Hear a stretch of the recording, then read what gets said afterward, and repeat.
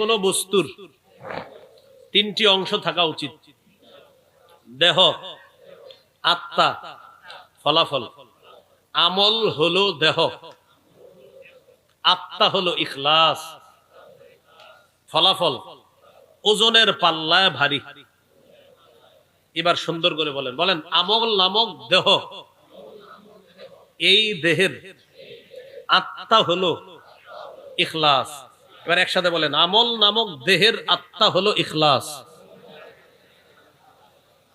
ফলাফল ওই ইখলাস ওয়ালা আমল ওজনের পাল্লায় ভারী হয়ে যাবে, হলো ফলাফল। এই জন্য ইমাম বুখারী প্রথম হাদিস আনছেন দেহ আর আত্মা সম্পর্কে, ইন্নামাল আমালু বিন্নিয়াত, আমলের প্রতিদান বিশুদ্ধ নিয়তের সাথে হবে। তো প্রথম হাদিসে দেহ আর আত্মার কথা আলোচনা আছে, আমল আর আমলের আত্মা, ইখলাস, বিশুদ্ধ নিয়ত। আর সর্বশেষ হাদিস ৭৫৬৩ নম্বর হাদিস, ওখানে আনছে সাকিলাতান ফিল মিজান, যে ইখলাস ওয়ালা আমল যদি কম হয়, ফলাফল ওজনের পাল্লায় ভারী হয়ে যায়।